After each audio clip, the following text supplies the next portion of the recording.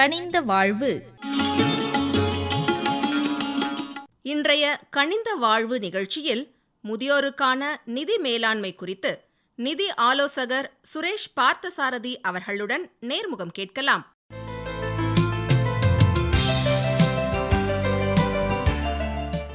Sir வணக்கம். வணக்கம். இந்த முதுமை பருவம் அப்படிங்கிறது எல்லோரும் கடக்க வேண்டிய ஒரு பருவம். இந்த முதுமை பருவத்தை எப்படி அணுகணும் அப்படிங்கிறத பற்றி சொல்லுங்களேன். ரிட்டையர் ஆகிட்ட உடனே வாழ்க்கை முடிஞ்சு போய்டுறதுன்னு நிறைய பேர் நினைக்கிறாங்க. அப்படி கிடையாது. செகண்ட் இன்னிங்ஸ் ஆரம்பிக்குது. பல நேரங்களில் நம்மளுக்கு வேலையில் செய்யும்போது நம்ம பல கமிட்மெண்ட் இருக்கிறதுனால நம்மளுக்கு பிடிச்சது செய்ய முடியாமல் ஒரு காலகட்டங்கள் இருக்கும். நம்ம ரிட்டையர் ஆனப்புறமா நம்மளுக்கு வாழ்க்கையில் இன்னொரு இன்னிங்ஸ் கிடைக்குது. அப்போது உங்களுக்கு வாழ்க்கை என்ன மாதிரி செயல்படுத்தணுமோ அதை பண்ணுறதுக்கான வாய்ப்புகள் நிறைய பேர் இருக்குது. நம்ம ஒரு ரிட்டையர்டு 60 வயசோ 58 வயசோ நான் ரிட்டையர்டுனா இதோட என் வாழ்க்கை முடிஞ்சு போயிடுதுன்னு கிடையாது. 19th centuryயில் பார்த்தீங்கன்னா சராசரி ஹியூமன் லைஃப் இஸ் 28 இருந்தது. இன்றைக்கி இப்போ people are talking about average 65, 70ன்றாங்க. போகிற காலகட்டத்தில் 80, 85 இருக்குன்னா அப்போ நீங்கள் ஏர்ன் பண்ணுற அளவுக்கு மாதிரி ரிட்டையர்ட் ஆகி லைஃப்பும் இருக்குது நம்மளுக்கு. ஸோ அப்போனால வாழ்க்கையை வந்து எப்பயுமே முடியல லாஸ்ட் நாள் வரைக்கும் there is no end game. அதற்குள்ள நீங்கள் வாழ்க்கையை திறந்த மனதோடு அணுகுனீங்கன்னா நம்ம வாழ்க்கையை இருக்கிற வரைக்கும் இந்த பூமியில் என்ஜாய் பண்ணிட்டு போகலாம். நம்ம இந்த மாத சம்பளம் வாங்குறவங்க ஒரு 60 வயதில் ஓய்வு பெற்று அவங்களுக்கு ஒரு மனநிலை மாறிடும் இல்லைங்களா? ஆமாம். அதே போல் இப்போது வியாபாரிகளாகட்டும், வணிகம் செய்கிறவங்க, தொழிலதிபர்கள் இவங்க இருந்தால் கூட அடுத்த தலைமுறை வந்து அவர்களுடைய சந்ததிகள் வந்து தலையெடுக்கும்போது சரியெல்லாம் அவங்ககிட்ட கொடுத்துட்டு ஒதுங்கிக்கலாம் அப்படிங்கிற மாதிரி அந்த மாதிரி ஒரு மனநிலை இருக்கும் இல்லைங்களா? அது எப்படி சரியானது? இப்போ நம்ம அது சரியானது இல்லை. ஏன்னா நம்ம ஒரு குழந்தைங்களோட இருக்கிறோம். கருத்து வேறுபாடுகள் இன்றைக்கு கணவன் மனைவி 50 வருஷம் வாழ்ந்துட்டு கூட கருத்து வேறுபாடுகள் இருக்கிற மாதிரி ஒரு சூழ்நிலை இருக்குது. எல்லாத்தையுமே நம்ம முன்னோத்தங்களை டிபெண்ட் பண்ணியே வாழ வேண்டிய சூழ்நிலை இருக்குது. இன்றைக்கி குழந்தைகளும் வந்து ரொம்ப காம்படிட்டிவான வேர்ல்டுக்குள்ளே போயிட்டாங்க.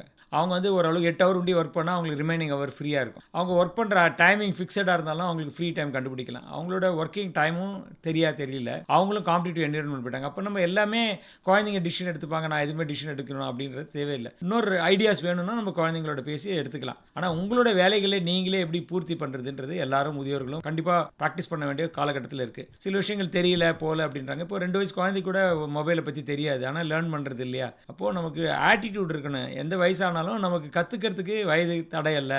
அது வச்சுருந்தீங்கன்னா எல்லாமே நம்ம பழக்கப்படுத்திகிட்டே வந்தால் கொஞ்சம் ரொம்ப ஈஸியாக இருக்கும். நம்ம பிரெயினும் ஆக்டிவாக இருக்கும். இப்போ ரீசெண்டாக கூட ஒரு ஸ்டடி போட்டிருந்தாங்க. ரொம்ப ஆக்டிவாக ஒர்க் பண்ணுறவங்களுக்கு பார்த்தீங்கன்னா 75, 80 வயசு வரைக்கும் ரொம்ப இருக்காங்க. நம்மளுக்கே பார்க்குறோம் சில கண்ட்ரியில் 78 வயசு இருக்கிறவங்க அந்த கண்ட்ரியோட பிரசிடென்ட்டுக்கும் அந்த மாதிரி எலெக்ஷன் நிற்கிற அளவுக்கு இருக்காங்க. அப்போ அவங்களும் ஆக்டிவாக தான் இருக்கிறாங்க. இப்போ நம்ம எதுக்கு 58 வயசு ஆயிடுச்சு, எனக்கு 50 வயசு ஆயிடுச்சு, நீ எனக்கு எதுவுமே இல்லை வாழ்க்கையில், அந்த மைண்ட் செட்டை வந்து கண்டிப்பாக இந்தியன்ஸ் நம்ம ரிமூவ் பண்ண வேண்டிய ஒரு காலகட்டத்தில் இருக்கிறோம். நம்ம இந்த அடுத்த சந்ததிகள், அடுத்த தலைமுறை, அந்த பிள்ளைகளுக்கும் வந்து வேறு அந்த கமிட்மெண்ட் அந்த மாதிரிலாம் இருக்கிறதுனால அவங்க வேலையை பார்த்துட்டு அந்த அவங்களுடைய லைஃப்பை பார்த்துட்டு தான் போகிறதுக்கு சரியாக இருக்கும். அதனால் இப்போ முன்னாடி காலகட்டத்தில் இருந்த மாதிரி ஒரு கூட்டு குடும்பமாக இருந்த மாதிரி சரி பசங்கிட்ட கொடுத்துட்டு நம்ம வந்து நிம்மதியாக இருக்கலாம் அப்படிங்கிற மாதிரி இப்போ எதிர்பார்க்க முடியாது இல்லைங்களா? இப்போ கண்டிப்பாக எதிர்பார்க்க முடியாது. ஏன்னா உங்கள் குழந்தை எந்த ஊரில் ஒர்க் பண்ணுவானே உங்களுக்கு தெரியாது. உங்கள் சன்னோ டாக்டரோ உங்களோட இருந்தால் பரவாயில்ல. நீங்கள் ஒரு ஊரில் இருக்கீங்க, அண்ணா நகரில் நீங்கள் இருக்கீங்க, உங்கள் பசங்க வந்து ஐடி பெல்ட்டில் ஒர்க் பண்ணுறாங்க. டெய்லி வந்து அவங்க போகிறதான வாழ்க்கையில் கிடையாது. இப்போ ஒர்க் பண்ணுற பீரியட்லேயே ரொம்ப ட்ராவல் பண்ண முடியல. 5 நாள் ஒரு மெஸ் ஹாஸ்டல் எடுத்து இருந்துட்டு வீக்கெண்டுக்கு தான் பசங்க வரக்கூடிய காலகட்டத்தில் இருக்குது. இப்போ எல்லாத்தையும் உங்களோட பசங்கள்ட்ட இப்போ 5 நாளைக்கு உங்களுக்கு ஏதாவது ஹெல்ப் வேணும், எப்படி பண்ணுறது? இப்போ டெக்னாலஜி வந்துருக்கு, டிஜிட்டல் இருக்குது. எது இருந்தாலும் நம்மளுக்கு ஓடிபி வேணும். எல்லாமே உங்கள் மொபைலில் ஓடிபி வேணும். இப்போ அந்த ஓடிபியை பார்த்து சொல்கிற அளவுக்கு நம்மளுக்கு பக்குவம் வேணும் இல்லையா? அதனால் நம்மளோட ஐடியா எப்படி இருக்குன்னா, நம்ம எப்படி நம்மளை எக்யூப்டாக வச்சுக்கிறது, ஆக்டிவாக எப்படி வச்சுக்கிறது. ஆக்டிவாக வச்சுருந்தாலே உங்களுக்கு மைண்டும் கரெக்டாக இருக்கும், ஹெல்த்தும் கரெக்டாக வந்துடும் ஆட்டோமேட்டிக்காக. வாழக்கூடிய காலம் வரை அந்த நிதி, சொத்து இதெல்லாம் வந்து அவசியம் தேவையாக இருக்குது இல்லைங்களா? அதனால் வந்து அவங்க எப்படி அந்த நிதி மேலாண்மை எப்படி செய்யணும், நிதி திட்டமிடல் அப்படிங்கிறது எப்படி செய்யணும்? இப்போ நம்ம பார்க்கலாம், நிதி திட்டமிடல் ஃபினான்ஷியல் பிளானிங் சொல்கிறோம். ஃபினான்ஷியல் பிளானிங் 60 வயசில் வந்து நம்ம எடுத்துக்கிறது சரியான விஷயங்கள் இல்லை. நான் வந்து ஒரு மசூதிக்கோ சர்ச்சுக்கோ கோவிலுக்கோ போய் ப்ராக்டிஸ் பண்ணுறோன்னு வச்சுக்கோங்க. நான் வந்து 60 வயசு வரைக்கும் அவரை போய் பார்க்கவே இல்லை. 60 வயசுக்கு அப்புறம் அவர்கிட்ட போய் நான் இந்த மாதிரி ஏதாவது ஒரு ஆப்ளிகேஷன் கேட்டேன்னு வச்சுக்கோங்க. அவர் என்ன நினைப்பார், இவ்வளோ வருஷம் என்னை வந்து பார்க்கவே இல்லை, திடீர்னு வந்து கேட்குறாங்க அப்படின்னு. இப்படி தான் ஒரு காலகட்டம். அப்போ நம்ம நிதி பிளானிங்கோ ஃபினான்ஷியல் பிளானிங்காக இருக்கட்டும், நிதி திட்டமிடலாக இருக்கட்டும், இது நீங்கள் 25 வயசுலேருந்தே ப்ராக்டிஸ் பண்ணிங்கன்னா தான் 60 வயசில் அது கை கொடுக்கும். ரிட்டையர் ஆனப்போ நம்ம ட்ரை பண்ணுறோன்னு வச்சுக்கோங்க, நம்ம எக்ஸ்பர்டைஸ் ஆகிறதுக்கு கொஞ்சம் சான்சஸ் கம்மி. இப்போ நம்ம புரிஞ்சிக்கக்கூடிய தன்மை குறைஞ்சிரும் இல்லையா? ஏஜ் ஆக நம்ம நார்மலாகவே 50 வயசுக்கு அப்புறம் எனக்கு 50 ஆச்சுப்பா, எனக்கு எதுவும் இல்லைப்பா, இன்னும் கொஞ்சம் நாள் ரிட்டையர் ஆகிடுவேன் அப்படின்ற மைண்ட் செட்லேயே நம்ம லேர்னிங்கை குறைச்சிடுறோம். எப்போ லேர்னிங் குறைச்சிடணும், புது விஷயங்களை நம்மளால் கையாளுறது கஷ்டமாக இருக்கும். 10 வருஷத்துக்கு முன்னாடி நம்மள்ட்ட ஸ்மார்ட் ஃபோன் கிடையாது, டிஜிட்டல் பரிவர்த்தனைகள் கிடையாது. இன்றைக்கி டிஜிட்டல் பரிவர்த்தனை வந்து நம்மளோட வாழ்க்கையோட ஒரு அங்கமாக ஆகிடுச்சு. நீங்கள் ஒரு காய்கறி வாங்கினா கூட ஜிபேயில் பே பண்ணுறதோ, இன்னொரு டிஜிட்டல் ஆப் வழியாக ட்ரான்ஸ்ஃபர் பண்ணதோ ட்ரான்ஸ்ஃபர். அப்போ நம்ம என்ன பண்ண முடியும்? இன்னும் 10 வருஷம் கழிச்சு இதோட ஃபாஸ்ட்டாக இருக்கும்ல. அப்போ எனக்கு முதல் மாதிரி ஒரு ஃபேமிலியில் 5 குழந்தை 10 குழந்தை இருந்தால் உங்களுக்கு அட்லீஸ்ட் யாராவது 2 பேர் டைனமிக் இல்லாமல் இருந்திருப்பாங்க, அவங்களோட வாழக்கூடிய தன்மை இருக்கும். இன்றைக்கி நம்மளே குறைச்சி ஒரு குழந்தை 2 குழந்தை போதுன்னு வச்சுட்டோம். இப்போ குழந்தைகள் ஸ்டேட் விட்டு ஸ்டேட் போயிடுறாங்க, உங்களுக்கு அந்த ஸ்டேட்டில் போய் இருக்க முடியாது. இப்போ நார்த் இந்தியாவில் நம்ம நிறைய சவுத் இந்தியன்ஸ் போய் இருக்க முடியுது, இல்லைன்னா குளிர் ரொம்ப ஜாஸ்தியாக இருக்குது அப்படின்னு திரும்பி வந்துடுறாங்க. அப்போது உங்களை காலகட்டத்துக்கு நீங்களே பார்க்கணும். அப்போ நீங்கள் சின்ன வயசுலேயே இப்போ இதை பார்க்குற லிசனர்ஸ் யாராவது வந்து இப்போ 35-40 வயசுன்னா இப்போலேருந்தே நீங்கள் எல்லா விஷயங்களும் கற்றுக்கொண்டே ஒரு காலகட்டத்துக்கு வந்திருக்கேன். எது கற்றுக்காம இது எனக்கு தெரியாது இது வேண்டாம் அப்படின்னு சொல்லாமல் எல்லாமே பிளான் பண்ணி வந்தீங்கன்னா நிதி திட்டமிடலோ ரொம்ப நிதியை கையாளுறதோ ரொம்ப ரொம்ப ஈஸியாகிடும் நம்மளுக்கு. நிதி திட்டமிடும்போது எதெல்லாம் நம்ம வந்து கவனத்தில் வச்சுக்கணும் சார்? நம்ம நிதி திட்டமிடும் போது நம்ம என்ன சொல்கிறோம், இலக்குகள் அடிப்படையில் நிதியை திட்டமிடுங்கள் அப்படின்னு சொல்கிறோம்.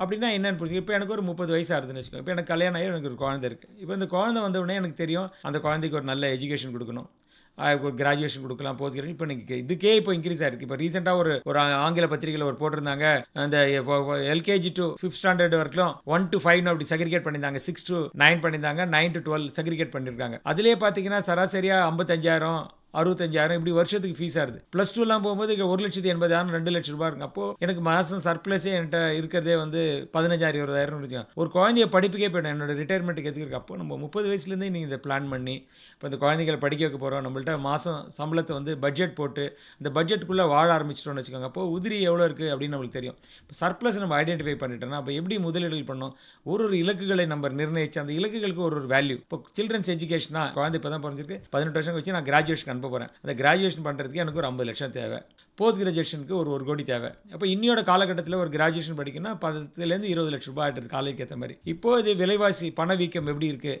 இந்த 10 லட்ச ரூபாய் 7% இன்ஃப்ளேஷன் போட்டால் இன்றைக்கி இருக்கிற 10 லட்சம் 10 வருஷம் கழிச்சு 7% இன்ஃப்ளேஷனில் 20 லட்சம் ஆகிடும். அதே 7% இன்ஃப்ளேஷனில் 18 வருஷம் கழிச்சு போட்டிங்கன்னா அது 40 லட்சத்துக்கு பதிலாக 36 லட்சம் ஆகும். அப்போது எனக்கு குழந்தைய அனுப்புனா சராசரி இன்ஃப்ளேஷன் பார்த்தாலே 36 லட்சம் தேவை. படிப்பு சம்பந்தமான இன்ஃப்ளேஷன்ஸ் எப்பயுமே 7 இல்லை, அதை விட ஜாஸ்தி இருக்குது. அப்போது என் குழந்தைகள் பிறந்தவொடனே அது படிப்புக்குன்னா எனக்கு ஒரு மினிமம் 50 லட்சம் தேவை. இதை நான் போஸ்ட் கிராஜுவேட் ஸ்டடிக்கு அனுப்ப போகிறேன்னா அதுக்கு எனக்கு பணம் தேவை. நான் ஓய்வூதியம் எனக்கு தெரியும் எல்லாருக்கும் பிடிக்குதோ பிடிக்கலையோ 55 58 இன்றைக்கி 45 வயசு 50 வயசுலேயே இன்றைக்கி வேலைகளை இழந்து மணிகள் திருப்பி வேலை கிடைக்கிறதில்ல. அப்போது ரிட்டையர்மெண்ட்ன்றது it is certain in everybody's life. அப்போது அந்த ஒரு இலக்குகளும் என்கிட்ட இருக்குது. அப்போது என்கிட்ட இப்போ 3 இலக்குகள் இருக்குது. 4வது இலக்குகள் திருமணங்கள். அப்போ இன்றைக்கி திருமணங்கள் தெரியல நம்மளுக்கு, நம்மளே நம்ம குழந்தைகளுக்கு திருமணம் பண்ணிவிடலாம், அவங்களே திருமணம் பண்ணி வந்துட்டு மேரேஜ் ஆகிடுச்சின்னு இன்ஃபார்ம் பண்ணுவாங்களான்னு நம்மளுக்கு தெரியாது. இருந்தாலும் திருமணத்துக்கு ஒரு சேர்க்கலாம். இப்போ இன்பிட்வீன் நம்ம வாழ்க்கை பயணிக்கும் போதே நம்மளுக்கு ஒரு சொந்தமாக வீடு தேவைப்படுறது. நம்ம எல்லாரும் குடும்பத்தோடு எங்கேயா போகணுன்னா எல்லாருக்கும் இன்றைக்கி சராசரியாக 2 வீலரை தாண்டி கார்ன்ற ஒரு கனவு எல்லாருக்குள்ளேயும் வந்துருச்சு. இப்போது மினிமமாக ஒரு 6 இலக்குகள் நம்ம இப்போ பேசும்போதே நம்ம கண்டுபிடிச்சிட்டோம். குழந்தைகளோட படிப்பு, நான் செகண்டரி எஜுகேஷன் பண்ணுறது அது செப்பரேட். நான் சொல்கிறது கிராஜுவேஷன், போஸ்ட் கிராஜுவேஷன், மேரேஜ், வீடு, கார் வாங்குறது, வீடு வாங்குறது, இந்த இலக்குகளுக்காக நீங்கள் பணத்தை பிரித்து முதலீடு பண்ணிட்டு வந்தீங்கன்னா ரொம்ப ரிட்டையர் ஆகிட்ட அப்புறம் நம்மளுக்கு பயப்பட தேவையில்லை அந்த இலக்குகள் அடைய முடியாமல் போகுமோ அப்படின்னு. எந்தெந்த வகையில் அவங்க முதலீடு செய்யலாம் சார்? பிரிச்சுன்னா எப்படி இப்படிலாம் இப்போ நம்ம பார்க்கலாம். முதல்ல நம்ம ஜென்ரலாக என்ன சொல்கிறோம், முதலீடு வரும்போது அசெட் அலோகேஷன் அப்படின்னு சொல்கிறோம். அசெட்ஸ்னால் என்ன சொல்கிறோம், பங்குச்சந்தை, கடன் சார்ந்த பத்திரங்கள், that means debt, fixed deposit, bonds, இதை சொல்கிறோம். அப்புறம் கோல்டு சொல்கிறோம், ரியல் எஸ்டேட். இன்றைக்கி ரியல் எஸ்டேட் வந்து இந்தியாவில் பார்த்தீங்கன்னா உங்களோட முதலீட்டில் வந்து 67% மக்கள்கிட்ட வந்து ஒரே முதலீடுனா அது ரியல் எஸ்டேட் தான் இருக்குது. அப்போது உங்களோட அதே மாதிரி இல்லாமல் முதலீடுகளை வந்து பரவலாக இன்வெஸ்ட் பண்ணணும். அது எப்படி புரிஞ்சுக்கணும், நான் இப்போ என்கிட்ட ஒரு 100 ரூபாய் இருக்குது, அந்த 100 ரூபாய் எப்படி முதலீடு பண்ணுறது? அப்போது உங்களுக்கு வந்து உங்களோட இலக்குகள் நீண்ட கால அடிப்படையில் இருக்குது.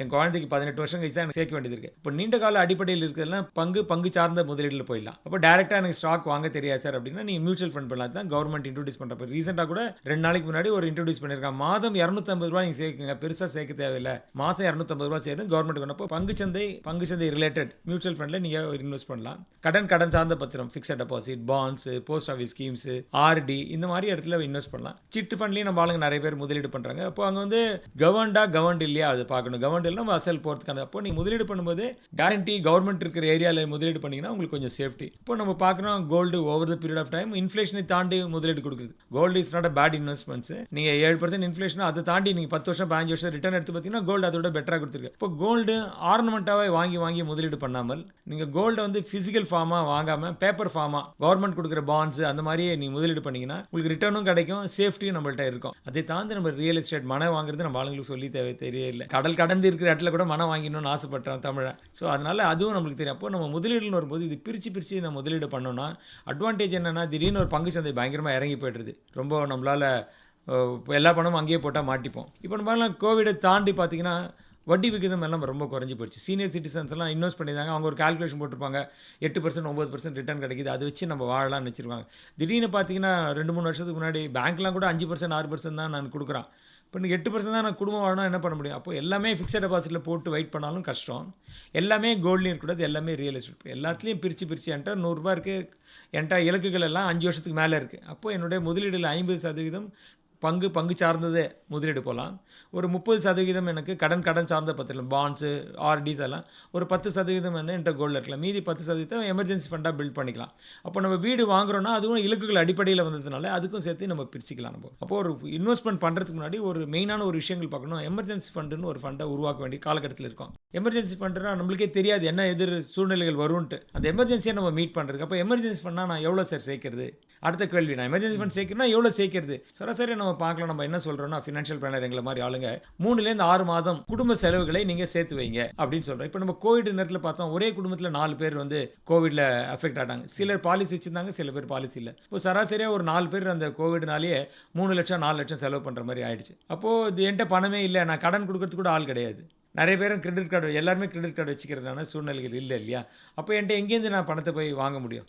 ஸோ இந்த மாதிரி ஒரு பணம் நம்ம சேர்த்து வச்சுருந்தோன்னா, எமர்ஜென்சி ஃபண்டு, அவசர கால நிதி அப்படின்னு ஒன்று கிரியேட் பண்ணி எனக்கு மாதம் செலவார 3 to 6 மாதத்தை எடுத்து வச்சோன்னா, இந்த இலக்குகள் அடிப்படையில் முதலீடு பண்ணும்போது அது ரொம்ப யூஸ்ஃபுல்லாக இருக்கும். ஏன்னா இது செய்யலைன்னா, எமர்ஜென்சி ஃபண்ட் இல்லைனா அங்கே இருக்கிற பணத்தை எடுத்துருவோம். குழந்தைக்கு 18 வயசுக்கு அப்புறம் தேவைன்னா இப்போ எடுத்து செலவு பண்ணிவிடுவோம். ரிட்டையர்மெண்ட்டுக்கு இருக்கிற பணத்தை இப்போ எடுத்து செலவு பண்ணுறதுக்கான காலகட்டம். அப்போ எமர்ஜென்சி ஃபண்டிலேருந்து தான் உங்களோட முதலீடே ஸ்டார்ட் பண்ணணும். நம்ம சில பேர் பணம் கையில் இருக்குது, சேமிப்பு ஓரளவுக்கு வந்துடுது, அதை வந்து எப்படியாவது இன்வெஸ்ட் பண்ணணும். வீடு வாங்க ஆரம்பித்தாங்களா, வீடு வாங்குவாங்க. அடுத்தது மறுபடியும் பணம் சேரும்போது மறுபடியும் இன்னொரு வீடு வாங்குவாங்க. நிலம் வாங்குறவங்க ஒரு நிலம் வாங்குவாங்க, இன்னொரு நிலம் வாங்குவாங்க. இதே மாதிரி போயிட்டுருப்பாங்க. இதேபோல் இப்போ நகை அப்படின்ட்டு வாங்குவாங்க. அவங்களும் அதே அந்த மாதிரியே தான் போயிட்டுருப்பாங்க. செயின் அதே வாங்கிட்டு இருப்பாங்க. இந்த மாதிரி செய்கிறதுனால எந்த வகையான பாதிப்புகள் எப்படி இருக்குங்க? நிறைய நேரங்கள் நம்மளுக்கு பாதிப்பு இருக்குது. என்னென்னா, இப்போ தங்கம்னா தங்கம் பின்னாடியே மொத்தமாக இன்வெஸ்ட் பண்ணுறோம். இப்போ என்கிட்ட ஜுவல்லரி வாங்கியிருக்கேன்னு வச்சுக்கோங்க. என்கிட்ட 150 சவரன் 200 சவரன் நகை இருக்குது என்கிட்ட. இப்போ எனக்கு அவசரத்துக்கு ஏதோ காலத்துக்கு எனக்கு பணம் தேவைப்படுது. நான் போய் போனேன்னா, நான் இப்போ அந்த இன்வெஸ்ட்மெண்ட்டில் குறைஞ்சிருக்குமா குறையாதா? நகையோட குவாலிட்டி சரியில்லைன்னுவாங்க, நல்ல கடையில் நீங்கள் வாங்கலைங்கன்றவாங்க, இதில் கோல்டு இல்லைங்கன்னா, இல்லை காப்பர் அதிகமாக கலந்துருக்கணும். அப்போ நான் விற்க போனால் அது ஒரு மைனஸ் பாயிண்ட் ஆகிடுது. அப்போ நகையை நாங்கள் பணமாக கன்வெர்ட் பண்ணும்போது 20% வரைக்கும் அது கழுவி போய்டுது. அப்போ எனக்கு வந்த ரிட்டர்ன்ஸில் 20% போய்டுறேன். எனக்கு 10% 10 வருஷத்துக்கு சேர்த்துருக்கேன் அப்படின்னு வச்சுக்கோங்க. அதில் 20% பண்ணால் 100% பதிலாக என்னோட ரிட்டர்ன் இப்போ 80% ஆகிடுச்சு இல்லை? அப்போ 10% ரிட்டர்ன் 8% போயிட்டா மாதிரி சூழ்நிலை உருவாது இல்லையா? ஸோ அது மாதிரி நம்ம எல்லாமே கோல்டில் போட்டோம். இப்போ நிறைய நேரம் பார்க்கலாம், மனையை வாங்கி போட்டுறாங்க, ரொம்ப இருக்காங்க. இதில் மனையோட வந்து நம்ம ரொம்ப ஐக்கியமாகிடுறோம். நம்மளால் அது விற்கணும்னா கூட மனசு வர மாட்டேன். ரொம்ப கஷ்டப்பட்டாலும் கட்டுவாங்க, திருப்பி நம்ம மனை வாங்க முடியாதுன்னு வாங்கி வச்சிடறாங்க. இது இல்லாமல் எந்த ஊரில் இருந்தாலும் மனை வாங்கிடுறாங்க. அதை பராமரிக்கிறது கூட நம்மளால் முடியுமா? யாராவது எடுத்துகிட்டு போயிடுவாங்களோ அதையும் பார்க்க மாட்டேன்றாங்க. சில இடத்துல அந்த இடம் வளர்கிறதுக்கு சான்ஸே கிடையாது. இன்னும் 10 வருஷம் 20 வருஷம் ஆனாலும் அந்த வளர்கிறதுக்கு சான்ஸ் இல்லை. எங்கள்கிட்டலாம் சில பேர் வந்து சொல்லுவாங்க, சார் திருவள்ளூர் தாண்டி ஒரு இடத்துல நாங்கள் லேண்ட் வாங்கியிருந்தோம் சார், அப்போ வந்து 100 ரூபா சொல்லி வாங்கியிருந்தோம் 2007-8. இப்பயும் பார்த்தீங்கன்னா அது போனால் விற்கலான்னு போனால் 60 ரூபாய் 70 ரூபாய் கேட்குறாங்க. அப்படின்னா ரியல் எஸ்டேட் வாங்கும்போது இது கரெக்டான வேலை கொடுத்து வாங்குறோமா அப்படின்ற கிடைக்காது. நம்ம லேண்ட் வாங்கணுன்ற ஒரு இந்த எமோஷன் டெம்டேஷன்லேயே போய் நம்ம வாங்கிடுறோம். அப்போ அது மாதிரி வாங்கி வச்சாலும் நம்ம மாட்டிக்கிறதுக்கான விஷயங்கள் இருக்குது. அப்போ முதலீடு பண்ணும்போது அதை பற்றிய ஒரு விழிப்புணர்வோடு நம்ம முதலீடு பண்ணால் தான் நமக்கு சேஃப்டி. அந்த மாத சம்பளம் வாங்குறவங்க, ஒரு அலுவலகத்தில் பணிபுரிகிறவங்க, அந்த ரிட்டையர் ஆகும்போது ஒரு லம்சம் அமௌண்ட் அப்படின்னு சொல்லுவாங்க, ஒரு அதெல்லாம் வந்து ஒரு 50 லட்சம் 60 லட்சம் அந்த மாதிரிலாம் வரும்போது அவங்க வந்து சில பேர்லாம் சட்டுன்னு வந்து செலவாயிரும். இது உறவினர்கள் சொன்னாங்க, அவங்க சொன்னாங்க, நண்பர்கள் சொன்னாங்க அப்படின்ட்டு செலவாயிரும். அதனால் இந்த மாதிரி ஒரு பெரிய அளவில் ஒரு நிதி வரும்போது அவங்க எப்படி அதை வந்து ஹேண்டில் பண்ணுங்க?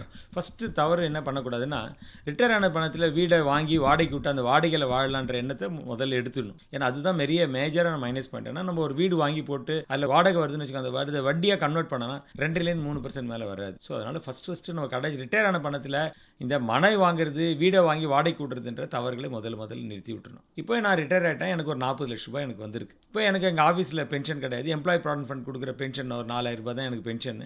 இன்னும் எனக்கு வேறு ஏதாவது குட்டியாக நான் முதல்ல ஏதோ சேர்த்துருக்கேன், அதுலேருந்து ஒரு 4000 ரூபாய் 10,000 ரூபாய் ஒரு FD வச்சுருக்கேன், அதில் ஒரு 10,000 ரூபாய், எனக்கு மாதம் 30,000 ரூபாய் செலவுக்கு தேவைப்படுறது. என்கிட்ட இப்போ ஒரு 50 லட்ச ரூபாய் இருக்குது. அப்போ என்ன பண்ணலாம்னா, நம்ம post office senior citizen scheme 8.2% வட்டி தராங்க. 5 வருஷத்துக்கு நம்ம பிளாக் பண்ணிக்கலாம், எவ்ரி 3 இயர்ஸ் ரினியூ பண்ணிக்கலாம். அதில் போய் நம்ம ஒரு 30 லட்சம் போடலாம். பட் ஃபஸ்ட்டு நீங்கள் ஒரு 50% மேலே பணத்தை வந்து சேஃப்டி பண்ணிட்டீங்க. நம்ம யார்ட்டையும் எமோஷனை எடுத்து கூட கொடுக்க முடியாது. 5 வருஷத்துக்கு அது எடுக்க முடியாது. நடுவில் இப்போ அது எக்ஸிட்டில் ஆப்ஷன்ஸ் கொடுத்துட்டாங்க. 2 வருஷத்துக்குள்ளே 1 வருஷத்துக்குள்ளே எடுத்தால் 2%, 2லேருந்து 3 வருஷத்துக்கு எடுத்தால் 1% பெனால்ட்டி, அது மாதிரி எக்ஸிட் ஆப்ஷன்ஸும் கொடுத்துருக்காங்க. இருந்தாலும் அது பெரிய அளவில் போய் பிளாக் ஆகிடும். சப்போஸ் நம்ம 50-60% ஆகுது மனம் வந்து பிளாக் ஆகி ஒரு 8.2% கிடைக்குது.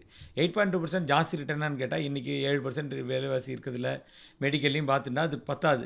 அப்போ ஒரு பேலன்ஸ் இருக்கிற 20 லட்சத்தை நம்ம என்ன பண்ணலாம்? ஸோ இப்போ நம்ம சின்ன வயசுலேயே நம்ம மியூச்சுவல் ஃபண்டு அது மாதிரி லேர்ன் பண்ணினே வந்திருந்தானா ஈஸி. இல்லாட்டி இன்றைக்கி வந்து என்னோடய செலவுகள் இப்படி 10 வருஷம் கழிச்சு என்னோடய செலவுகள் இரட்டிப்பாகலாம். எனக்கு 30,000 ரூபாய் எனக்கு மாதம் குடும்ப செலவாகுது. இன்றைக்கே பணவீக்கம் வந்து 7% இருக்குது. 10 ஆண்டுகள் கழிச்சு இந்த 30,000 60,000 ரூபாய் ஆகிடலாம். ஆனால் என்கிட்ட இருக்க அந்த 50 லட்சத்துக்குள்ளே தான் நான் வாழணும். இப்போ 8% இன்றைக்கி ரிட்டர்ன் கிடைத்தா அது 2,40,000 ரூபாய் இருக்கும். 2,50,000 நம்ம 30 லட்சம் போட்டால் எனக்கு ரிட்டர்ன்ஸ் கிடைக்கிறதுக்கு சாத்தியக்கூறு இருக்குது. அப்போ அது 12 வகுத்தா எனக்கு 20,000 22,000 ரூபாய் எனக்கு வருமானம் வரும். அப்போ எனக்கு 30,000 தேவைன்னா எங்கே இருக்குது? எம்ப்ளாயி ப்ராவிடென்ட் ஃபண்டில் நான் எனக்கு இருக்குது அது 4,000 ரூபாய் வரும். 26,000 ரூபாய் இருக்கும். இப்போ மீதி 20 லட்சத்துலேருந்து நான் இந்த பணத்தை சம்பாதிக்கப்படணும். இப்போ நான் ஓகே 5 வருஷம் 10 வருஷம் கழிச்சு என்ன ஆகும்? எனக்கோட ரிக்குவயர்மெண்ட் 60,000 ஆகிடும். என்கிட்ட இருக்கிற பணம் இதே பணம் தானே என்கிட்ட இருக்கும். அப்போ இப்போலேருந்து 10 வருஷம் கழிச்சு 5 வருஷம் கழிச்சு எனக்கு விலைவாசிகள் பீட் பண்ணுற மாதிரி இருக்கணும், பணவீக்கத்தை மீட் பண்ணி நான் என்னோட வருமானம் இருக்கணும்னா நீங்கள் இப்போ அங்கே மியூச்சுவல் ஃபண்டில் போடலாம். டைரெக்டாக ஸ்டாக்ஸில் வாங்காமல் இருந்தாமல் மியூச்சுவல் ஃபண்டில் போய்ட்டு நிறைய பேர் மியூச்சுவல் ஃபண்டை என்ன நினச்சிக்கிறாங்க, பங்கு சந்தை சார்ந்தது தான் அது அப்படின்றாங்க. பங்கு சந்தை சார்ந்ததும் இருக்குது, அங்கே கடன் சார்ந்ததும் இருக்குது, கோல்டு சார்ந்ததும் இருக்குது. அப்போ நீங்கள் அது மாதிரி பிரித்து நீங்கள் முதலீடு பண்ணிட்டீங்கன்னா இப்போ வாழறதுக்கு இப்போது 5 வருஷம் கழிச்சு எப்படி வாழுறது, 10 வருஷம் கழிச்சு எப்படி வாழுறது, இதையும் நம்ம தெரிஞ்சுக்கிறதுக்கான காலகட்டம். அது நிறைய நேரங்கள் இன்னொரு விஷயங்கள் பார்க்கணும். இன்றைய காலகட்டத்தில் பார்த்தீங்கன்னா எல்லாருமே சொல்லிட்டு இருக்காங்க ஃபிக்ஸட் டெபாசிட் நல்ல ஹை ரேட்டில் இருக்குது, எப்போனா இன்ட்ரெஸ்ட் ரேட்டு ஆர்பிஐ கட் பண்ணலாம், நிறைய பேர் பரவாயில்ல பேசுகிறாங்க. அது இன்னொரு சைடில் எப்படி சொல்லணும்னா இன்ட்ரெஸ்ட் ரேட் ஜாஸ்தி இருக்குது, கொஞ்ச நாள் கழிச்சு ஹோம் லோனில் இன்ட்ரெஸ்ட்லாம் குறையலாம் அப்படின்னு பேசிகிட்டு இருக்காங்க. அப்போ இந்த காலகட்டத்தில் நம்ம முதலீடு பண்ண என்ன பண்ணணும், லாங் டேர்ம் டெபாசிட்ஸ்க்கு போகணும். எப்பப்போ வந்து சிஸ்டமில் வட்டி விகிதம் அதிகமாக இருக்கிறோம் அந்த நேரத்தில் லாங் டேர்ம் டெபாசிட்ஸை போட்டுக்கணும். அதோட என்ன சொல்கிறோன்னா லேடர் இன்வெஸ்ட்மெண்ட்ஸ் சொல்லணும். ஃபிக்ஸட் டெபாசிட்டே நம்ம பிரித்து ஒரு 3 வருஷம் டெபாசிட்டு, 2 வருஷம் டெபாசிட், 5 வருஷம் டெபாசிட், 1 வருஷம் டெபாசிட், இது மாதிரி பிரித்து போகிறதுனால நம்மளுக்கு ஈஸியாக இருக்கும். ஸோ இந்த மாதிரி நம்ம ரிட்டையர் ஆனி லம்சமாக வர பணத்தை வந்து அவசரப்பட்டு செலவு பண்ணாமல் ஒரு வரத்துக்கு ஒரு 3 மாதம் 6 மாதம் முன்னாடி யாராவது நிதி தெரிந்தவங்கள்ட்ட போய் முதலில் கன்சல்ட் பண்ணி அவங்கள்ட்ட ஒரு ரோட் மேப்பை வாங்கி வச்சிட்டோன்னா ரிட்டையர் ஆன அன்னைக்கு போய் நீங்கள் கன்ஃபியூஸ் ஆகணுன்ற சூழ்நிலை எல்லாமே இருக்கும் நம்மளுக்கு. சரி, இப்போ முதுமை பருவம் அடையும் போது அவருடைய பிள்ளைகளுக்கு அந்த அவருடைய சொத்துக்கள் எல்லாம் எழுதி வச்சுருவாங்க, அவங்ககிட்ட கொடுத்துருவாங்க, அவங்க பார்த்துக்குவாங்க அப்படின்ட்டு இருப்பாங்க. அது எப்படி முதியோர்களை வந்து பாதிக்கும்? அவங்க ஆக்சுவலாக என்ன செய்யணும் சார்? இல்லை, இப்போ நம்ம பார்க்கலன்னா 2 விஷயங்கள் ஆகுது. ஒன்று வந்து நம்ம வேலையில் இருக்கும்போதே சொத்தை எப்படி சேர்க்கறது அப்படின்னு பார்க்குறோம்.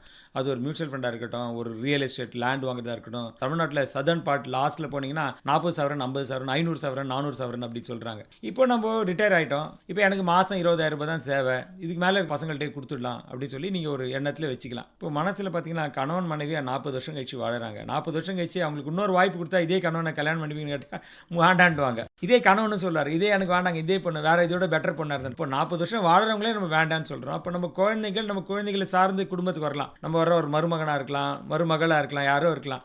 அப்போது இன்னொரு மனிதர்களோட வேறு கலாச்சாரத்தில் கல்ச்சரில் வாழ்ந்த ஒரு மனிதர்களோட நம்ம இன்ட்ராக்ட் பண்ணுறோம். இப்போ நம்மளோட எண்ணங்கள் அவங்கள அக்செப்ட் பண்ணிக்கணுன்ற அவசியம் கிடையாது இல்லையா? அப்போ நம்ம எல்லாத்தையும் அவங்கள்ட்ட கொடுத்துட்டு அவங்க சொல்கிறத கேட்டே இருக்கோம். ஏதோ ஒரு காலகட்டங்களில் மனஸ்தாபம் வந்துடுது. ஏதோ ஒரு நாள் பேசுகிறோம், அவருக்கு வந்து ஆஃபீஸில் பயங்கரமான ஒர்க் ப்ரெஷர், ஸ்ட்ரெஸ்ஸு. அப்போ திடீர்னு சொல்கிறாரு, உனக்கு பிடிக்கல இந்த வீட்டை விட்டு வெளில போய்டு அப்படின்றார். நான் இந்த வீடை வந்து அவர் பேரில் எழுதி கொடுத்துட்டேன். என்கிட்ட இப்போ எதுவும் இல்லை. என்கிட்ட மாதம் ஏதோ ஒரு கவர்மெண்ட்டில் இருந்தால் எனக்கு ஒரு 20-30,000 பென்ஷன் வரும். இல்லை நம்மள மாதிரி இந்த ப்ரோக்ராம் கேட்டு யாராவது கொஞ்சம் இன்வெஸ்ட் பண்ணியிருந்தாங்கன்னா அவருக்கு ஒரு 20,000 வரும். 20,000-30,000 ரூபாய் வருமானத்தில் நான் வாடகை கொடுத்துன்னு என்ன ஹெல்த்துக்கு வேண்டிய விஷயத்தையும் கவனிச்சுட்டு குடும்பத்தை நடத்துறதுனா எவ்வளோ மாதிரி டஃப்பான விஷயங்கள். அப்போது நீங்கள் ஒரு பொருள் வாங்கிட்டீங்கன்னா எப்போ அது பணத்தை கொடுக்கணும்னா, நான்னா என் காலத்துக்கு அப்புறம் என் மனைவி காலத்துக்கு அப்புறம் என் குழந்தைகளுக்கு போகணும், இப்படி ஒரு காலகட்டம் எடுக்கலாம். இல்லை என்கிட்ட நிறைய பணம் இருக்குது, ஃபார் எக்ஸாம்பிள் எனக்கு வந்து என் வாழ்க்கை நாளுக்கு ஃபுல்லாக ஒரு 1.5-2 கோடி ரூபாய் தேவை. என்கிட்ட என்னுடைய சொத்துக்கள் எங்கள் கிராண்ட் ஃபாதர்கிட்டேருந்து எனக்கு வந்த சொத்துக்கள்லாம் என் பேரில் கன்வெர்ட் ஆகிட்டு இருக்கு. இப்போ அது ஒரு 5 கோடி இருக்குது. அப்போ எனக்கு எவ்வளோ தேவையோ 2 கோடியை சேர்த்து வச்சுன்னு மீதி 3 கோடியை கூட குழந்தைங்களுக்கு கொடுத்துடலாம். இப்போ அவங்கள கடன் வாங்கி வீடு வாங்கணும்னு அவசியம் இல்லை. அப்போ அவங்க வீடு வாங்காமல் இருந்தாலும் சொசைட்டி இன்க்ரீஸ் ஆகாம இருக்கு. அப்போ நம்ம இந்த மாதிரி உயில் எழுதுறது அப்படின்னா நம்ம வந்து கொஞ்சம் கேர்ஃபுல்லாக பண்ணணும். தமிழ்நாட்டை பொறுத்தவரைக்கும் ஒரு அட்வான்டேஜ் இருக்குது. என்னன்னா, உயிலுக்கு நீங்கள் ஒரு லாயரை போய் கேட்டு எழுதணும் அப்படின்னு அவசியம் இல்லை, கையிலே எழுதி வச்சுக்கலாம். தமிழ்நாட்டை பொறுத்தவரைக்கும் கையிலே வில்லு எழுதி வச்சுக்கலாம். ஒரு ஒயிட் பேப்பர் A4 பேப்பர் உங்களுக்கு கரெக்டாக இருக்குது, உங்களுக்கு கரெக்டாக தெரிஞ்சதுன்னா எழுதி வச்சு 2 பேரை விட்னஸ் அங்கே வாங்கி வச்சுக்கலாம். இதில் என்ன சொல்கிறாங்க, ஒரு ஸ்டெப் மேலே போய் நீங்கள் ரிஜிஸ்டர் கூட பண்ண வேண்டாம். தமிழ்நாட்டை பொறுத்தவரைக்கும் ரிஜிஸ்டர் பண்ணணும்னு அவசியம் கூட கிடையாது. இப்போ நீங்கள் ரிஜிஸ்டர் பண்ணாமல் வச்சுக்கலாம், நீங்கள் ரிஜிஸ்டரும் பண்ணிக்கலாம். ரிஜிஸ்டர் பண்ணுற காஸ்ட்டும் ரொம்ப குறைவாக இருக்குது. அப்போது நீங்கள் வில் எழுதும்போது இந்த மாதிரி கண்டிஷன்ஸ் பார்த்து வச்சுட்டிங்கன்னா நம்ம சம்பாரிச்ச பணம் யாருக்கும் தேவையில்லாத ஆட்களுக்கு போகாமல் நம்ம யாருக்கு போகணும்னு நினைக்கிறோம் அவங்களுக்கு போகிறதுக்கான வாய்ப்புகள் இருக்குது. இதில் இன்னொரு விஷயங்களுக்கு ஒரு குழந்தை நல்லா மேலை நாட்டில் போய் செட்டில் ஆயிருப்பாங்க, இன்னொரு குழந்தைக்கு இப்போ எல்லாருக்கும் படிப்பு வரணும்னு சொல்லி அதில் ஒரு குழந்தைக்கு சரியாக படிப்பு வராது. அப்போ நம்ம வில் எழுதும்போது என்ன பண்ணணும், குழந்தைகள் கொஞ்சம் படிப்பு வரல, ஒரு சரியான வேலையில் இல்லை, இந்த குழந்தைக்கு நம்ம சொத்தில் கொஞ்சம் பெரும் பகுதியும் இன்னொரு குழந்தை மேலை நாட்டில் போய் நல்லா செட்டில் ஆயிருக்கும் அவங்க கொஞ்சம் குறைவாக வச்சுக்கலாம். இப்போ வில் எழுதுனா என்ன ஆகும்னா ஈக்குவலாக டிஸ்ட்ரிபியூட் ஆகிடும், லீகல் எர்ஸ்க்கு ஈக்குவலி டிஸ்ட்ரிபியூட். அப்போ மனைவி இருக்கிறாங்க, எனக்கு 2 குழந்தைகள் இருக்காங்க, எல்லாருக்கும் 33 போயிடும். இப்போ என் குழந்தை ஒரு குழந்தை ஏதோ ஃபிசிக்கலாகவும் சேலஞ்சாக இருக்கலாம், நிறைய சம்பாதிக்க முடியும். அப்போ நான் என்ன பண்ணலாம், என் மனைவிக்கு 33%, இன்னொரு குழந்தைக்கு 50%, இன்னொரு குழந்தைக்கு பேலன்ஸ் 17% கொடுக்குறோம். இந்த மாதிரி நம்ம பிளான் பண்ணலாம். இப்போ வில் எழுதும்போது இதெல்லாம் அட்வான்டேஜ் இருக்குது. நம்ம காலகட்டத்துக்கு அப்புறம் நம்ம குழந்தைங்க சஃபர் ஆகும்னு நினச்சாங்கன்னா வில் எழுதும்போது உயில் எழுதும்போது இந்த மாதிரி எழுதி வச்சுட்டா ரொம்ப யூஸ்ஃபுல்லாக இருக்கும் நம்மளுக்கு. வரவு செலவு, அதாவது பட்ஜெட் அப்படின்ட்டு சொல்கிறோம் இல்லைங்களா, எவ்வளோ நம்மளுக்கு வந்து வருமானம் வருது, அதுலேருந்து எவ்வளோ செலவு பண்ணுறோம் அப்படிங்கிறது பொதுவாக எல்லாருக்குமே அவசியமான ஒன்று. வந்து வரவுக்கு தகுந்த மாதிரி தான் செலவு பண்ணணும் அப்படிங்கிறது.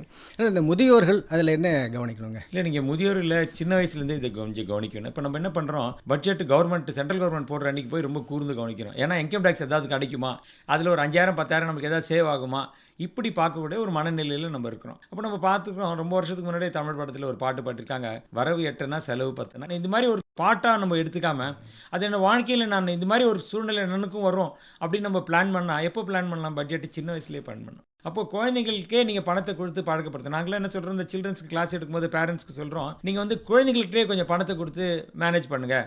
ஒரு குழந்தைய கூப்பிட்டு வந்தால் மாதம் உனக்கு 300 கொடுக்குறேன், 500 கொடு, இதுக்குள்ளே நீ வாழ பண்ணிக்கோ. இப்போ நிறைய பார்த்தீங்கன்னா ஃப்ரெண்ட்ஸ் பர்த்டேக்கு போகிறேன், 1000 செலவு பண்ணுறேன், இது மாதிரி ஒரு காலகட்டத்தில் எங்கள் குழந்தைகள் இருக்குது. இப்போ நம்ம குழந்தையிலே பணத்தை எப்படி மேனேஜ் பண்ணணுன்றா, ரிட்டையர் ஆன அப்புறம் எப்படி மேனேஜ் பண்ணணும்னு ஒரு பெரிய கஷ்டமாக இருக்குது. ரிட்டையர் இவ்வளோ நாளாக நான் ப்ராக்டிஸே பண்ணலங்க, இப்போ இந்த ஆல் இண்டியா ரேடியோ ப்ரோக்ராம் கேட்டப்போ தான் எனக்கு ஒரு விழிப்புணர்வு வருது அப்படின்னு வச்சுக்கோங்க. இன்னிலேருந்தே நீங்கள் ஒரு வேலையை செய்யுங்க. உங்களுக்கு ஒரு சின்ன நோட்டு வாங்கிக்கோங்க. நோட்டு வாங்கி அன்றாட செலவாகுது ரொம்ப மைன்யூட்டாக 2 ரூபாய் கருவேப்பிலை வாங்கினா எழுதணும்னு அவசியம் இல்லை. மேஜர் செலவுகள் என்ன வருது, இது நீங்கள் மாதம் எழுதினே வரதில்லை, உங்கள் நிதி திட்டமிடல் ஒரு லெவலுக்கு மாறிடும். அப்போ எனக்கு வரவு இவ்வளோ வருது, செலவு போகுது. அப்போ தேவையில்லாத செலவுகள் நம்ம நேரத்தில் பண்ணிகிட்டே இருப்போம். நம்ம வீட்டில் யாருமே சாப்பிட மாட்டோம், அப்போ கூட ஸ்வீட் ஒரு பாக்ஸை வாங்கி வச்சிருவோம். வீட்டில் ஆல்ரெடி டயபெட்டிக்ஸாக இருப்பாங்க, உங்கள் வீட்டில் யாருமே ஸ்வீட் சாப்பிட்றதுக்கு போன அந்த ஸ்வீட் கடையில் ஸ்வீட் பாத்திரம் வாங்கி வேஸ்ட் ஆகிடும். அப்போ செலவுகள் பண்ணும்போது எது அத்தியாவசிய செலவுகள், எது அத்தியாவசியம் இல்லாத செலவுகளை இதை நம்ம ஐடென்டிஃபை பண்ணுவோம். பட்ஜெட் பண்ணிங்கன்னா இதை கண்டுபிடிச்சிடலாம். அப்போது நெசசிட்டி, வாண்ட், நீட் இது ரெண்டுத்துக்கும் டிஃப்ரென்ஸ் கண்டுபிடிச்சின்னா அத்தியாவசிய செலவுகள் உண்டி நம்ம செலவு பண்ணோம், அத்தியாவசியம் இல்லாத செலவுகளை எப்படி குறைக்கலாம் அப்படின்னு பார்த்துக்கலாம்.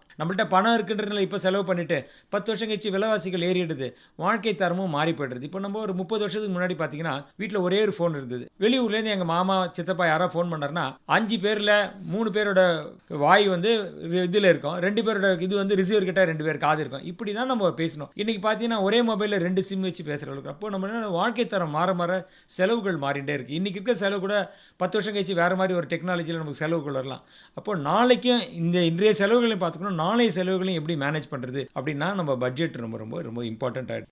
முதியோர்களுக்கு அரசாங்கத்தினுடைய நிதி திட்டங்கள், நிதி சலுகைகள் இதெல்லாம் என்ன இருக்குங்க சார்? இப்போ நிறைய பார்க்குறேன். இப்போ என்ன, பேங்க்கில் போய் நீங்கள் ஒரு டெபாசிட் போட்டுருங்க, 7% தான் கொடுக்குறாங்க. இப்போ நீங்கள் போஸ்ட் ஆஃபீஸில் போனால் 8.2% கொடுக்குறாங்க சீனியர் சிட்டிசனுக்கு. முதல்ல வந்து அது 10 லட்சம் இருந்தது, அப்புறம் கொஞ்சமாக இன்க்ரீஸ் பண்ணுங்க. இப்போ வந்து என்ன பண்ணுறாங்க, 30 லட்சம் வரைக்கும் இன்வெஸ்ட் பண்ணலாம் அப்படின்றாங்க. அப்போ நான் 30 லட்சத்தில் எடுத்துடலாம். இப்போ இதில் என்ன எடுத்துன்னா, கவர்மெண்ட் கொடுக்குற பெனிஃபிட் தான் எல்லாருக்கும் அதிகமாக சம்பாதிக்கணும்னு ஒரு ஆசை வந்துடுது. நிறைய விளம்பரங்கள் இன்றைக்கி வருது. அந்த விளம்பரங்களை பார்த்து நிஜங்கள் நினச்சிட்டு போலிகளை நிஜங்கள் நினச்சி வாழக்கூடிய ஒரு தன்மையில் இருக்கிறோம். நீங்கள் இந்த கிரீமை போட்டால் நாளைக்கே வெள்ளை கலரில் ஆகிடுவின்னு சொன்னால் அது மாதிரி மைண்ட் செட்டில். அப்போ அது மாதிரி முதலீட்டில் கூட இது மாதிரி ஒரு விளம்பரங்களை பார்த்து நம்ம மிஸ்லீட் ஆகாமல், இப்போ கவர்மெண்ட் என்னென்ன பெனிஃபிட் கொடுத்துருக்காங்க, அதை நான் இன்வெஸ்ட் பண்ணால் எனக்கு எவ்வளோ சேஃப்டி என்னோடய பணங்கள் அப்படின்ற முதல் கட்டமாக என்னுடைய சேமிப்பு எல்லாமே வந்து அரசாங்க முதலீட்டில் இருக்கணும். அப்போது போஸ்ட் ஆஃபீஸு, சீனியர் சிட்டிசன் நம்மளுக்கு கொடுக்குறான். இப்போ ரிசர்வ் பேங்க் ஆஃப் இந்தியா ஒரு ஸ்கீம் கொடுத்துருக்குறாங்க. இந்த மாதிரி ஸ்கீம்ஸ்லாம் முதலீடு பண்ணிவிட்டு சேஃப்டி பண்ணிவிட்டு அதுக்கப்புறம் நம்மள முதலீட்டை பார்த்துக்கலாம். அப்போது போஸ்ட் ஆஃபீஸை நீங்கள் மேஜராக போனீங்கன்னா, இப்போ ரிட்டையர் ஆகிட்டு ஒரு 60 லட்சம் வருதுன்னு வச்சுக்கோங்க. போஸ்ட் ஆஃபீஸ் பண்ணாலும் உங்களால் 30 லட்சம் முதலீடு பண்ணிடலாம்ல. அப்போ பேலன்ஸ் இருக்க 30 லட்சம் முதலீடு பண்ணும். இப்போ நீங்கள் ஒரு பேங்க் டெபாசிட்ஸ் போடலாம். இப்போ நம்ம பேங்க் டெபாசிட்ல நேஷனலைஸ் பேங்க்கு, ப்ரைவேட் பேங்க்கு, ஸ்மால் ஃபைனான்ஸ் பேங்க் இந்த மாதிரி நிறைய பிரிஞ்சிடுச்சு. இப்போ நான் பேங்க்கில் டெபாசிட் போடுறேன், அதில் என்ன ரிஸ்க் இருக்குது அதை முதல்ல தெரிஞ்சுட்டா அதில் எப்படி முதலீடு பண்ணணும் நம்மளுக்கு புரிஞ்சிடும். இப்போ நான் ஒரு பேங்க்கில் போய் ஒரு டெபாசிட் போடுறேன், என்கிட்ட ஒரு 10 லட்ச ரூபாய் டெபாசிட் போடுறேன், இந்த திடீர்னு அந்த பேங்க்கை க்ளோஸ் பண்ணிட்டான், எனக்கு எவ்வளோ ரிட்டர்ன்ஸ் கிடைக்கும்? 10 லட்சமும் போயிடுமா? போகாது. அதில் என்ன சொல்லியிருக்காங்க கவர்மெண்ட்னா, 5 லட்ச ரூபாய்க்கு வரைக்கும் ஒரு இன்சூரன்ஸ் கவரேஜ் கொடுத்துட்றாங்க. அப்போது நான் தனி மனிதனாக முதலீடு பண்ணாமல் ரிட்டையர் ஆன பீரியடில் என்ன பண்ணணும்னா, என் பேரில் ஒரு 5 லட்சம் முதலீடு பண்ணணும். என்னும் என் மனைவியும் நான் ஃபஸ்ட் அப்ளிகண்ட், என் மனைவி செகண்ட் அப்ளிகண்ட், இன்னொரு 5 லட்சம் முதலீடு பண்ணணும். என் மனைவி முதல் அப்ளிகண்ட்டாக ஒரு 5 லட்சம் முதலீடு பண்ணலாம். என் மனைவி முதல் அப்ளிகண்ட்டு, நான் 2வது அப்ளிகண்ட்டு, இது 5 லட்சம். அப்போது 20 லட்ச ரூபாய் பண்ணலாம். சார் இது வரைக்கும் இதை நான் இந்த எந்த வழியும் நான் கேட்டதே இல்லை, இது கரெக்டாக இருக்குமா அப்படின்னு நிறைய பேருக்கு இங்கே கேட்குறவங்களுக்கு டவுட் இருக்கலாம். பட் உங்களுக்கே கூட இது மனசில் இருக்கலாம், இது என்ன இது மாதிரி 5 லட்சம் தானே இன்சூரன்ஸ் கவர் நாங்கள் பேங்க் டெபாசிட்டில், இவர் திடீர்னு 2 பேர் வச்சு 20 லட்சம் பண்ண முடியும். இப்போ நீங்கள் உங்களுக்கு இந்த மாதிரி சந்தேகங்கள் இருந்தால் ரிசர்வ் பேங்க் ஆஃப் இந்தியா சைட்டுக்கு போனாலும் ரிசர்வ் பேங்க் ஆஃப் இந்தியா சைட்டில் இந்த மாதிரி ப்ரோக்ராம்ஸ் போட்டு வச்சுருக்காங்க. இந்த மாதிரி டெபாசிட் போடும்போது என்ன மாதிரி காம்பினேஷனில் போடலாம். இப்போ இந்த மாதிரி காம்பினேஷனில் போடுறதுனால என்னாச்சு, இப்போ ஸ்மால் ஃபைனான்ஸ் பேங்க்லாம் கிட்டத்தட்ட ஒரு 9.1 9.25% வரைக்கும் வட்டி தராங்க. அப்போது நான் ஒரு 20 லட்ச ரூபாய் அங்கே போட்டேன்னா ஒரு 9% கிடைக்குமா? போஸ்ட் ஆஃபீஸில் போட்டால் 8.2 கிடைக்கும். இதோட ஆவரேஜ் எனக்கு 8.5 8.6% கிடைக்குது. இன்ஃப்ளேஷன் 7% இன்ஃப்ளேஷனை தாண்டி நம்ம ஏர்ன் பண்ணுறது. இல்லை சார் நான் கொஞ்சம் எனக்கு வந்து நீண்ட காலத்துக்கு இருக்குது, இப்போ நெக்ஸ்ட்டு 10 வருஷத்துக்கு எனக்கு இருக்கிற பணத்தை வச்சு என்னால் மேனேஜ் பண்ண முடியும், எனக்கு இப்போ 60லேருந்து 70 வரைக்கும் பண்ண முடியும், 70லேருந்து எனக்கு ரொம்ப கொஞ்சம் கஷ்டம் அப்படின்னா நம்ம என்ன பண்ணலாம், மியூச்சுவல் ஃபண்ட் மாதிரி இன்வெஸ்ட்மெண்ட்ஸில் நம்ம போடலாம். அங்கே நிறைய வெரைட்டி ப்ராடக்ட். அப்போ நீங்கள் பெரிய மிட் கேப் ஸ்மால் கேப்னு சொல்லுவோம் நம்ம. அதெல்லாம் சின்ன கம்பெனியில் முதலீடு பண்ணாமல் பெரிய பெரிய கம்பெனிலையும் பேலன்ஸ் ஃபண்டுன்னு சொல்கிறாங்க. அதுனா கொஞ்சம் கடன் சார்ந்த பத்திரத்துலையும் இன்வெஸ்ட் பண்ணுவாங்க, பங்கு சந்தையிலையும் இன்வெஸ்ட் பண்ணுவாங்க. இந்த மாதிரி லார்ஜ் கேப்பு பேலன்ஸ் ஃபண்டில் உண்டி முதலீடு பண்ணினா வந்தீங்கன்னா லாஸ்ட் ஒரு 15 வருஷம் ட்ராக் ரெக்கார்ட் எடுத்து பார்த்தா 10லேருந்து 12% ரிட்டர்ன் கிடைக்குது. அப்போ என்கிட்ட 50 லட்சம் இருக்கிறதுல நான் 30 லட்சம் எடுத்து போய் போஸ்ட் ஆஃபீஸில் போட்டேன், ஒரு 10 லட்சத்தை எடுத்துகிட்டு போய் நான் மியூச்சுவல் ஃபண்டில் போட்டுக்கலாம். இப்போ நீங்கள் என்ன பண்ண, அங்கே போய் அதிகமாக ரிட்டர்ன் பண்ணணும்னு சொல்லாமல், சார் எனக்கு ரிஸ்க் கொஞ்சமாக தான் எடுக்க முடியும், அதுக்கேற்ற மாதிரி முதலீடு சொல்லுங்கன்னு சொல்லி உங்கள் டிஸ்ட்ரிபியூட்டரோ அட்வைசர்கிட்ட போய் கேட்டிங்கன்னா ஒரு 10 லட்ச ரூபாய்க்கு எனக்கு பண்ணி கொடுங்கன்னா ஒரு பேலன்ஸ் ஃபண்டு லார்ஜ் கேப் இதில் ஒண்டி முதலீடு பண்ணி வச்சுக்கலாம். மீதி இருக்கிற 10 லட்சத்தை நீங்கள் கொஞ்சம் கோல்டில் கூட எடுத்துக்கலாம். ஒரே முட்டை எடுக்கிறதுக்கு பதிலாக கொஞ்சம் கொஞ்சமாக கூட நீங்கள் கோல்டில் எடுத்து வச்சுக்கலாம். ஸோ இப்படி நம்ம பிரித்து முதலீடு பண்ணிட்டு இருந்தால் நம்மளுக்கு ரொம்ப ஈஸியாக இருக்கும். இப்போ வாழறதுக்கும் 10 வருஷம் கழிச்சு விலைவாசி ஏறினாலும் அதை எப்படி மேனேஜ் பண்ணுறது நம்மளுக்கு ஈஸியாக இருக்கும். நம்மளுக்கு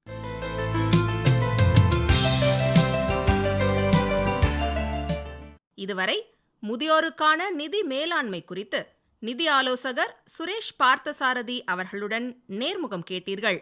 உடன் உரையாடியவர் எஸ். முருகேசன் அவர்கள். இத்துடன் கனிந்த வாழ்வு நிகழ்ச்சி நிறைவு பெறுகிறது.